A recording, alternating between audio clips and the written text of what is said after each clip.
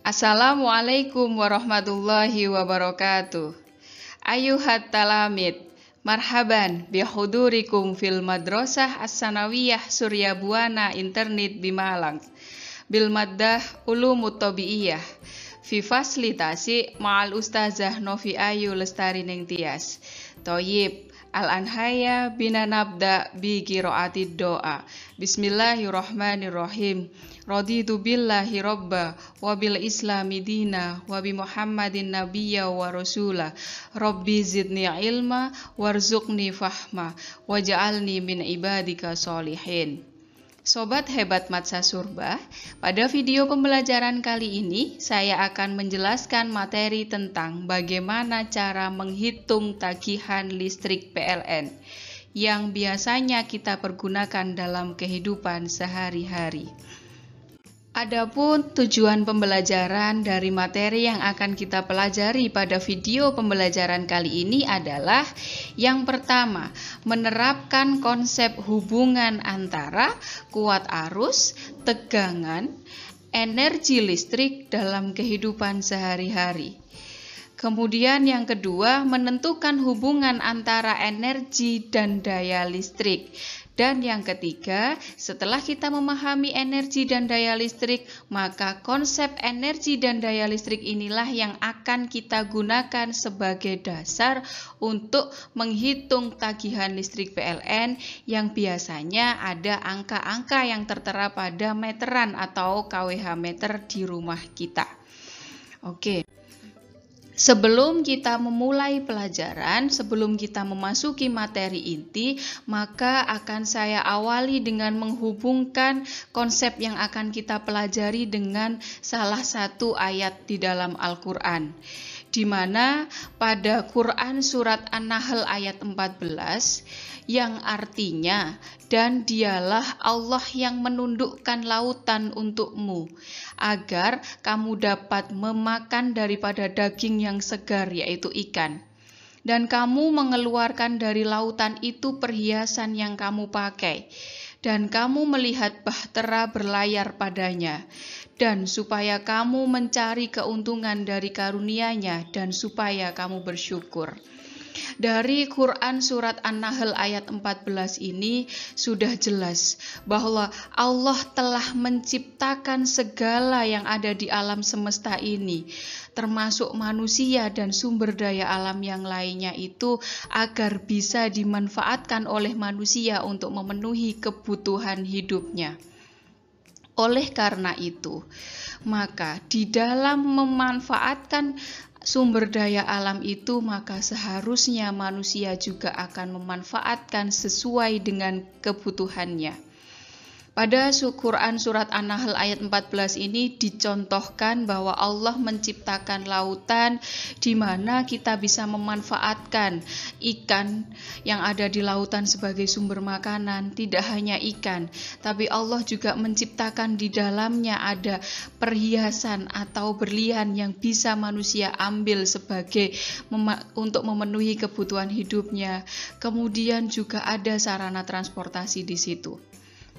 Nah, tidak hanya lautan yang diciptakan oleh Allah, tapi Allah juga telah menciptakan segala yang ada di alam semesta ini demi untuk manusia bisa memanfaatkan untuk memenuhi kebutuhan hidup manusia.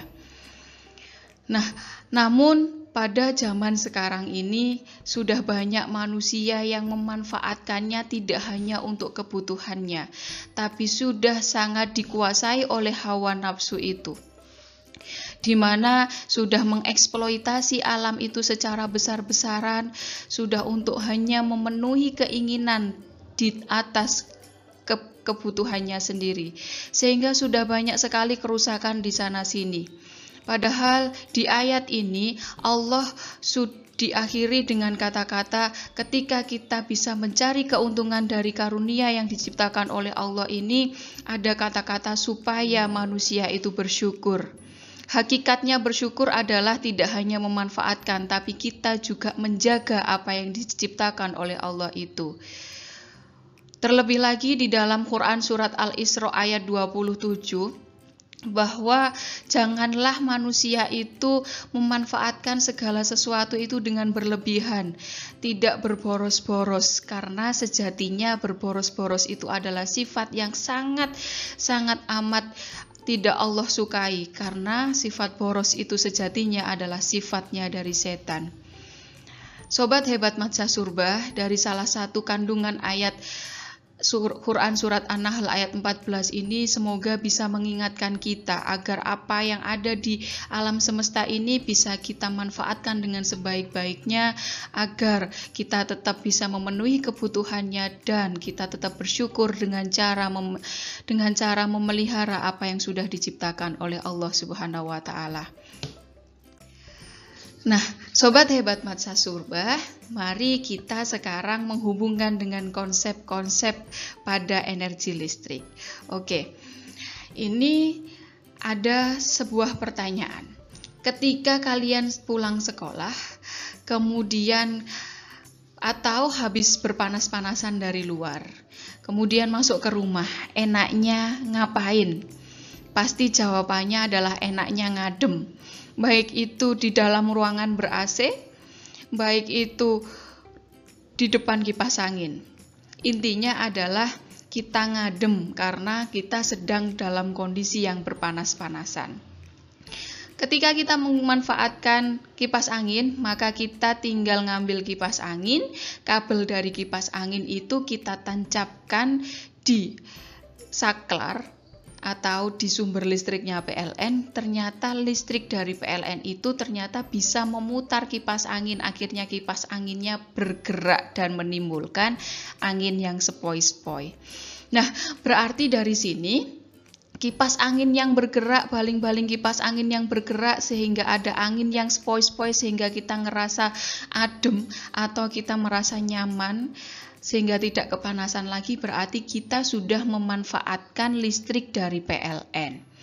Nah, sebenarnya dari listrik PLN itu kenapa kok bisa mengubah kipas angin itu bisa bergerak-gerak? Berarti di sini ada perubahan energi.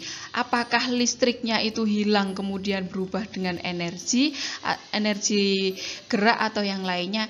Itu yang akan kita pelajari pada video pembelajaran kali ini. Jadi manfaat-manfaat listrik dari yang kita dapat dari PLN itu pada kehidupan sehari-hari itulah yang akan kita pelajari pada video pembelajaran kali ini. Nah, energi listrik tadi saya sudah menyampaikan ada kipas angin. Ini juga kipas angin, ada kabelnya yang kita tancapkan ke sumber listriknya PLN. Setelah itu, maka baling-baling pada kipas angin itu akan bergerak. Artinya adalah di sini ada sumber energi listrik. Jadi ada sumber energi listrik yang sedang kita manfaatkan. Di mana kalau kita bicara energi sendiri itu adalah sebuah kemampuan suatu benda untuk melakukan usaha atau dia akan bisa bekerja. Artinya adalah di sini ada listrik, di mana listrik ini adalah sebagai sumber apa? Sebagai sumber energi, kipas angin itu bisa bergerak. Nah, itu adalah energi listrik. Nah, berarti ketika ada listrik, kemudian dia berubah menjadi energi gerak, maka apakah di sini itu energi listriknya hilang entah begitu saja, kemudian tiba-tiba energi gerak itu hadir atau bagaimana? Mari kita hubungkan dengan hukum kekekalan energi atau kita tahu dengan hukum termodinamika 1. Bahwa energi itu tidak dapat diciptakan dan tidak dapat dimusnahkan. Tetapi energi itu bisa berubah dari bentuk satu ke bentuk yang lain. Jadi energi listrik itu, intinya tadi energi listrik itu jumlah atau kuantitas energinya itu tidak hilang, tapi kuantitas energi listrik itu akan diubah menjadi bentuk energi gerak. Apakah hanya energi gerak? Tentu saja tidak. Ketika kipas angin menyala, maka terkadang kalau kita pegang kipas anginnya, kipas angin terasa hangat atau panas. Maka dari itu energi listrik tidak hanya diubah menjadi energi gerak, tetapi juga ada yang diubah menjadi energi panas. Nah, itu adalah konsep dasar energinya. Nah, alatnya apakah hanya itu saja? Tentu saja tidak. Nah, kalau kita lihat ini ada sebuah gambar yang bergerak. Itu ada mainan anak kecil yang biasanya diputar secara manual. Nah, setelah diputar secara manual itu awalnya kan bergeraknya itu sangat cepat. Ternyata lama-kelamaan alat permainan ini ternyata lama-lama itu akan lambat-lambat sampai pada akhirnya berhenti. Nah, pertanyaannya, apakah energi kita atau energi semua benda yang ada di alam semesta ini bisa habis? Tentu jawabannya kembali lagi ke hukum kekekalan energi. Kalau energi tidak dapat diciptakan dan tidak dapat dimusnahkan, ada kata-kata dimusnahkan, berarti energi itu tidak bisa habis. Terus, kok ini bisa berhenti bergeraknya? Di mana? Maka ternyata energi itu tidak habis, cuman dia berubah bentuk dari bentuk satu ke bentuk yang lainnya. Contohnya, kalau tadi kipas angin, maka energi listriknya itu tidak habis tapi diubah jadi energi gerak. Setrika, solder, kompor listrik itu dari energi listrik menjadi energi panas. Kemudian lampu itu jadi energi listrik menjadi energi cahaya. Kan begitu. Nah, itu adalah menunjukkan bahwa energi kita itu tidak pernah habis, tapi energi kita itu akan kita ubah menjadi bentuk yang lainnya. Oke, nah sekarang akan kita fokuskan pada energi listrik saja. Jadi kita bicaranya adalah energi listrik saja. Energi listrik sendiri itu kalau kita hubungkan dengan konsep-konsep sebelumnya, maka dia bisa dikatakan bahwa energi listrik itu adalah energi yang dimiliki oleh suatu muatan, baik itu muatannya positif atau proton, ataupun muatan yang negatif yaitu elektron, yang bisa bergerak dalam waktu yang ditentukan. Begitu. Nah, intinya adalah bahwa energi listrik itu dia itu adalah kemampuan yang dimiliki oleh proton ataupun elektron yang bergerak dalam waktu yang ditentukan. Nah, ternyata besarnya energi listrik itu dia dipengaruhi oleh tegangan. Tegangan itu adalah beda potensial, kemudian adalah kuat arus listrik, dan yang terakhir adalah dari waktu. Jadi di sini ada waktu juga yang berpengaruh terhadap besarnya energi yang dikeluarkan oleh suatu benda. Nah, kalau kita rumuskan dalam rumus fisika, energi itu kita simbolkan dengan huruf W. W itu tadi dipengaruhi oleh tegangan atau beda potensial yaitu V, kuat arus listrik yaitu I, dan waktu yaitu T. Sehingga rumusnya adalah W sama dengan V kali I kali T. Kemudian, kita pernah belajar yang namanya hukum Ohm. Hukum Ohm itu rumusnya V adalah I kali R. Nah, sekarang kalau V ini kita ganti I kali R, ini adalah V, ya kan? Ini sendiri adalah V, maka W sama dengan I kali R dikali dengan I kali T.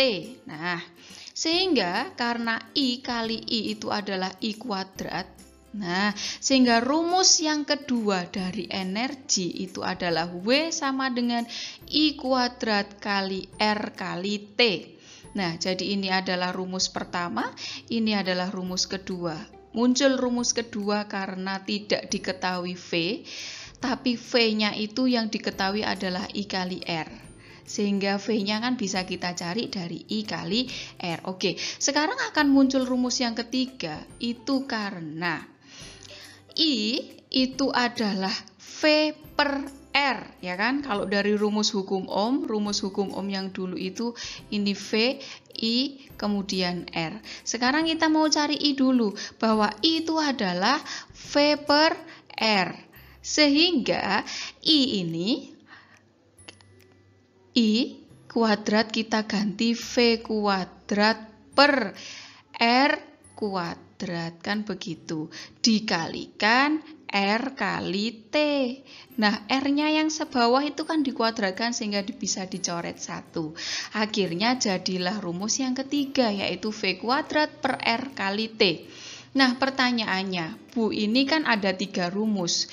Lah, kapan menggunakan rumus pertama, kapan menggunakan rumus kedua, kapan menggunakan rumus ketiga? Jelas jawabannya adalah tergantung soalnya. Artinya adalah tergantung yang diketahui di soal. Kalau kita disuruh nyari energi, tapi di soal itu diketahui V, I, sama T, maka menggunakan rumus yang pertama. Tapi ketika di soal itu tidak diketahui V, maka menggunakan rumus yang kedua, I kuadrat kali R kali T. Tapi ketika di soal itu tidak diketahui I, maka yang digunakan adalah rumus yang ketiga. Oke, paham ya? Nah, itu adalah energi listrik.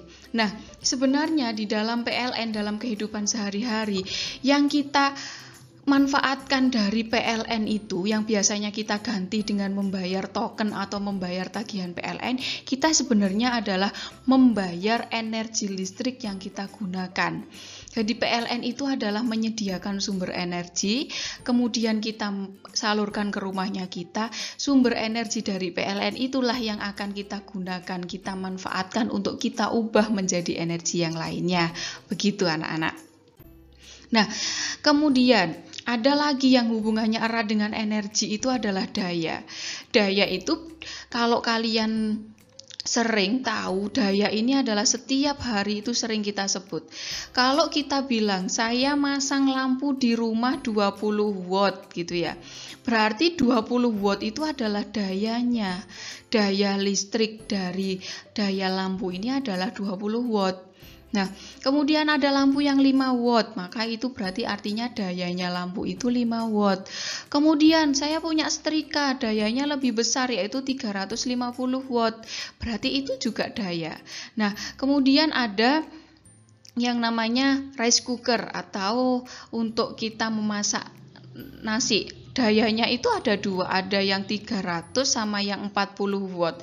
Loh, kok ada 2 dayanya? Iya, karena dia ada 2 fungsi. Ketika baru dinyalakan, maka nasinya dari beras menjadi nasi, maka dia itu menanak nasi, dayanya lebih besar.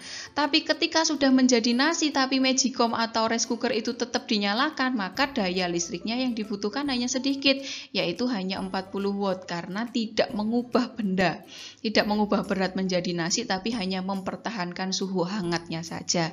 Oke, nah sekarang daya yang satuannya ini adalah watt, jadi satuannya daya ini adalah watt. Sebenarnya apa?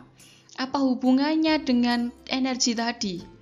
Nah, kalau energi tadi adalah kemampuan suatu benda untuk melakukan usaha, maka kalau daya ini adalah kemampuan suatu alat untuk mengalirkan energi persatuan waktu.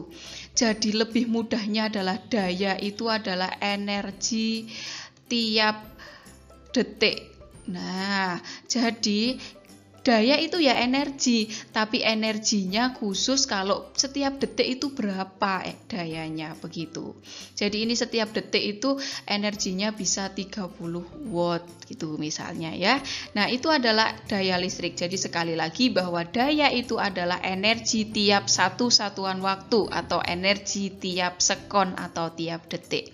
Nah, berarti kalau begitu tadi saya sudah menjelaskan bahwa daya itu adalah energi tiap sekon, berarti ini adalah energi. Jadi W ini kan adalah energi tiap detik, maka ini waktu.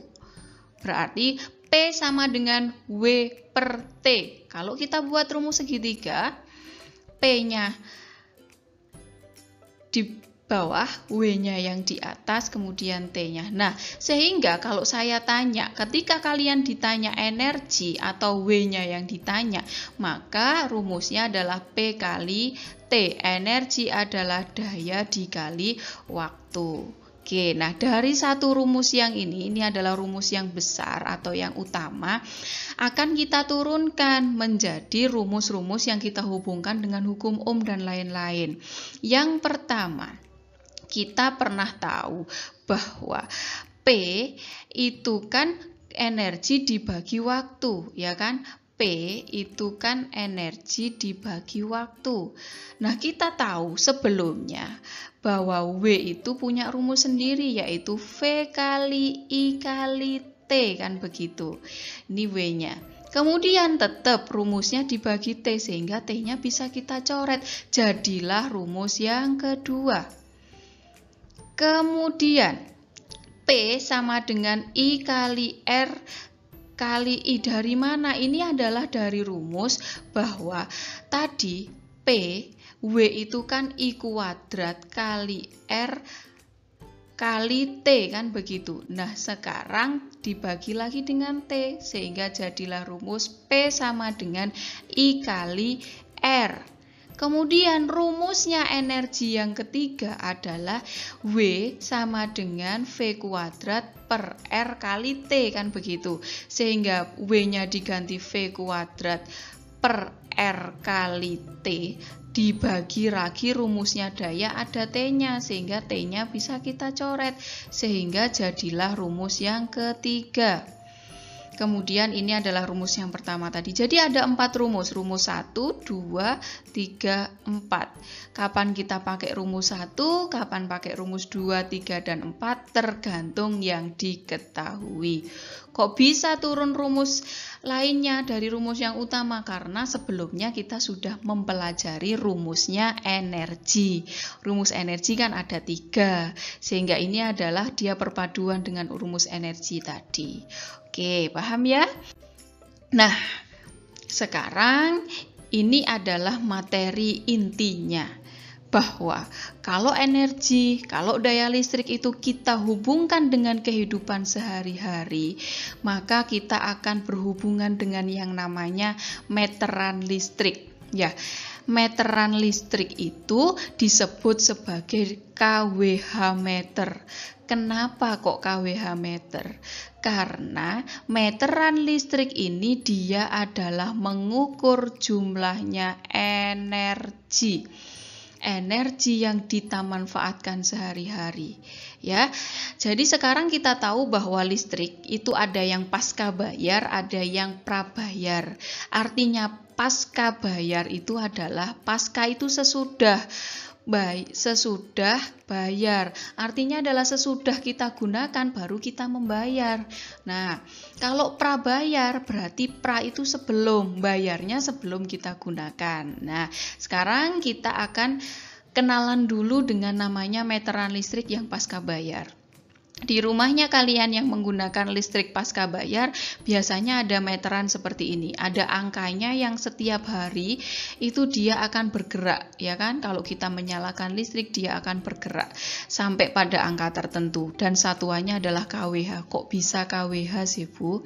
Tadi energi itu adalah daya dikalikan waktu, kan? Nah, daya itu satuannya adalah watt.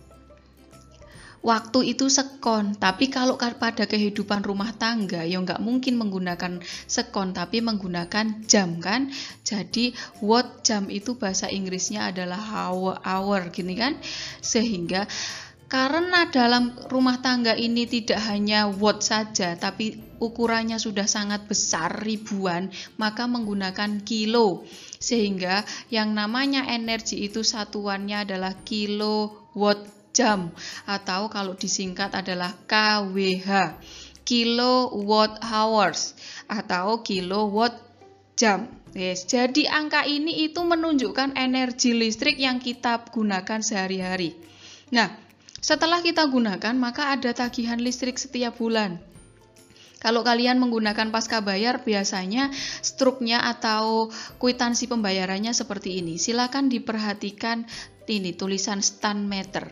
Ada angka 015700500 sampai 01581100. Itu artinya adalah pada bulan lalu angka meteran kita ini stop pada angka 015700500. Kemudian kita gunakan selama 1 bulan 30 hari, ternyata berakhirnya sekian ini. Nah, 015811100. Artinya adalah dalam 1 bulan kalian menggunakan energi berapa kan begitu. Berarti tinggal dikurangi 0158 ini dikurangi yang ini. Ketemulah bahwa selama 1 bulan kalian menggunakan berapa ribu kilowatt jam energi. Nah, begitu ya. Jadi ini yang kita bayar. Sehingga Ketika kalian ini sudah ketahuan, oh dalam 1 bulan ini saya misalnya memakai 1000 kilowatt misal atau 78 kWh, maka akan dihargai setiap 1 kWh itu berapa, sehingga muncullah angka ini. Yes, nanti kita akan pelajari caranya menghitung ya. Jadi yang perlu kalian pahami adalah ketika meteran listrik berjalan itu artinya adalah kalian menambah energi yang kalian gunakan. Energi listrik tentunya. Kemudian struk tagihan itu adalah dalam 1 bulan kalian menggunakan energi listrik berapa kWh. Itu yang akan diuangkan oleh PLN. Itulah yang kalian bayar setiap bulannya. Nah, itu kalau meterannya pasca bayar. Bagaimana kalau meterannya prabayar? Ini meterannya prabayar. Nah, prabayar itu berarti bayar dulu, beli token dulu. Nah, ini ada tulisan token. Nah, berarti kalian beli token. Kalau tadi kita itu minjem dulu dari PLN, sekarang kita nabung dulu untuk bisa kita gunakan. Biasanya orang tua kalian yang menggunakan token beli token 100.000 loh, kenapa kok yang muncul di meteran itu kok tidak 100.000, ya kan? Nah, 100.000 ini adalah uangnya. Nah, 100.000 itu nanti akan kalian diganti oleh PLN dengan energi listrik. Contoh gampangnya begini. Contoh seperti pulsa internet aja. Kamu beli pulsa internet misalnya 100.000 mendapat 10 giga kan? Berarti kamu tidak mengisi pulsamu itu 100.000 toh, tapi kamu mengisi pulsamu itu dengan 10 giga data toh. Nah, sama seperti ini. Jadi ketika kalian membayar misalnya ini, kalian membayar 103.000, ternyata kalian mendapatkan KWH-nya 62,6 KWH. Nah, itulah berarti kamu nanti bisa menggunakan sampai habis ini 62 kWh. Tidak bisa melebihi. Kalau melebihi maka lampunya akan mati, kamu harus mengisi lagi. Ya kan? Jadi beda ya. Meteran atau KWH meternya pasca bayar sama prabayar itu berbeda. Kalau yang ini itu ditampilkan sesuai dengan apa yang kalian beli. Jadi ini nanti bukan nambah. Kalau yang pasca bayar kan angkanya bertambah. Tapi kalau prabayar angkanya akan semakin berkurang. Kalau habis kalian harus isi ulang lagi. Oke, gitu ya. Nah, sekarang kita akan mempelajari bagaimana kita bisa mengkira-kira. Nanti saya dalam 1 bulan itu harus bayar PLN berapa? Saya ditagih PLN berapa? Nih, caranya begini. Langsung ke contoh soal. Sebuah keluarga menggunakan alat listrik seperti ini. Jadi ini hanya contohnya saja. Dia punya lampu, di rumahnya itu ada 4 buah, dayanya 20 watt, waktunya ini 12 jam. Kemudian lampu neonnya itu adalah 6, kemudian 10 watt dayanya, dan dia itu 10 jam per hari. Kemudian televisinya jumlahnya 1, 80 watt dan 10 jam per hari. Pertanyaannya, apabila per kWh itu harganya adalah 1.000 dan ada biaya beban sebesar 20.000 per bulan, berapakah yang harus dibayar 1 bulannya? Kita hitung 30 hari. Jadi, perlu kalian ingat lagi bahwa yang kita bayar tagihan di PLN ini berupa energi, ya kan? Energi. Nah, berarti di sini kita akan menghitung energinya. Sekarang kita punya lampu, ya kan? Lampu pijar. Lampu pijar itu dia jumlahnya 4, dayanya 25, lamanya 12 jam. Padahal kita tahu bahwa rumusnya energi itu adalah daya dikalikan waktu, ya kan? Kalau 1 ya sudah dayanya, watt ini dikalikan waktunya. Tapi kalau jumlahnya 4 ya tinggal dikalikan toh. Berarti sekarang kita bicara lampu pijar dulu. Berarti energi yang dikeluarkan untuk lampu pijar itu tinggal dikalikan 4 kali 25 dikali berapa? Dikali dengan 12. Hasilnya adalah 4 kali 25 100, 100 kali 12 1200. Satuannya adalah watt jam, berarti WH begini. Kemudian yang kedua, dia ada lampu neon. Jadi lampu neon, lampu yang panjang itu. Lampu neonnya itu ada 6. Setiap lampunya 10 watt, kemudian dipasang 10 jam setiap hari, sehingga tinggal dikalikan hasilnya 600 Wh. Kemudian yang ketiga adalah televisi. Televisinya cuma satu, dayanya 80 watt, kemudian ini 10 jam, maka dia adalah 800 Wh. Sehingga energi yang kita gunakan setiap hari, jadi ini adalah tiap hari. Ditambahkan 1200 tambah 600 kali 800 berarti adalah 2600, ya kan? Betul? 2600 Wh. Nah, ini tuh tiap hari. Wes, padahal setiap bayarnya listrik itu kan per bulan, maka dari itu sekarang kita lihat berarti energi yang kita gunakan dalam 1 bulan itu ya tinggal dikalikan 2600 kali 30 hari. Yes, jadi kenapa kok tidak langsung 2600 dikalikan harganya? Nggak bisa, karena itu per hari pemakaiannya. Padahal kita memakainya itu bayarnya dalam 1 bulan, kan begitu. Sehingga kita kalikan 30. 2600 kali 30 itu adalah 78.000, satuannya adalah Wh. Nah, padahal di sini harganya itu per kWh, sehingga caranya adalah kita jadikan dulu kWh. Wh ke kWh itu sama dengan gram ke kilogram, berarti dibagi 1000 anak-anak.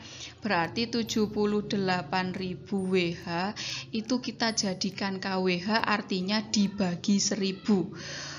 Nah, 78.000 dibagi 1000 artinya adalah kita menggunakan 78 kWh tiap bulan. Nah, setelah ketemu kWh-nya maka akan kita hitung. Oh, karena 1 kWh-nya itu 78, maka biayanya itu adalah 78 kWh dikali setiap kWh-nya itu adalah Rp1.000, ya kan? Sehingga bayarnya adalah 78.000. Nah, ada lagi ditambah biaya beban. Kalau biaya beban berarti tinggal dijumlah, ya kan?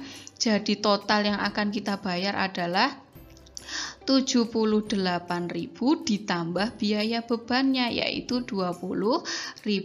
Hasilnya yang kita bayar ke PLN adalah Rp98.000. Bisa ya? Jadi caranya kita ngitung energi dulu. Kita kalikan aja jumlahnya, dikalikan dayanya, dikalikan lamanya. Itu tiap hari. Karena bayarnya tiap bulan, maka kita kalikan 30. Jadilah ketemu energinya dalam satuan Wh. Padahal harganya itu kWh, maka kita jadikan kWh dengan cara dibagi 1000. Setelah itu baru kita kalikan harganya per kWh berapa, baru ditambah dengan biaya beban. Oke, paham ya? Itulah kita nanti akhirnya bisa menghitung kira-kira nanti dalam 1 bulan kita ditagih PLN berapa. Nah, maka dari itu kadang kalian bisa merefleksi diri. Di rumah saya itu ada 10 lampu. Masing-masing lampu itu 10 watt. Saya nyalakan 12 jam per hari. Ada TV. Biasanya di kardus-kardus TV itu kan ada tulisan watt-wattnya itu. Itu bisa dikalikan sendiri dengan cara mengalikan pemakaian setiap harinya berapa. Akhirnya kalian nanti bisa menghitung, oh berarti saya dalam 1 bulan akan ditagih PLN sekian. Kalau yang prabayar pakai token, oh berarti dalam 1 bulan saya harus mengisi token dengan energi listrik berapa kWh. Paham ya? Oke. Maka dapat kita simpulkan begini, kalau kita tadi sudah bicara energi listrik, energi itu bisa berubah dari satu bentuk ke bentuk yang lain, baik itu berubah jadi energi gerak, energi cahaya, panas, dan lain-lain. Tapi kita juga harus ingat bahwa energi listrik itu adalah energi yang tidak bisa diperbarui. Oleh karena itu, Karena tidak bisa diperbarui, itu artinya adalah kalau kita manfaatkan terus-menerus, maka alam ini tidak bisa secara alamiah akan membentuknya lagi, ya kan? Karena energi listrik itu bahan dasarnya adalah seperti di Python itu ada batu bara. Batu bara itu ditambang dan tambang itu bisa habis, ya kan? Jadi kalau kita secara tidak sadar kita setiap hari memanfaatkan energi listrik, itu artinya adalah dengan mengurangi salah satu sumber daya alam, yaitu batu bara. Nah, karena dia tidak bisa diperbarui secara alamiah, maka ketersediaan energi itu lama-lama kan akan habis. Maka yang sangat perlu kita lakukan adalah upaya penghematan energi dari diri kita sendiri. Ketika kita mau keluar dari rumah, dari kamar, kalau lampunya sudah tidak diperlukan, maka harus dimatikan. Itu otomatis kita juga mengurangi energi yang kita gunakan, kan? Energi listrik yang kita gunakan. Yang kedua, kalau kalian itu tahu TV-nya nyala, tapi orangnya main HP, berarti otomatis TV-nya itu tidak ada yang melihat, tidak dimanfaatkan, ya dimatikan, begitu kan? Kalau kita sedang mengecas HP, kok sudah penuh, ya sudah kita cabut chargernya. Kemudian agar kita tidak selalu dalam satu hari ketergantungan menggunakan lampu, maka ya kita bangun atau kita desain rumah kita dengan ventilasi, dengan penerangan dari jendela yang bagus, sehingga ketika jendela kita buka, maka tidak perlu lagi menyalakan lampu. Dan yang selanjutnya yang paling penting adalah kita memanfaatkan energi alternatif. Ya, itu adalah kesimpulan kita dalam mempelajari energi listrik kali ini.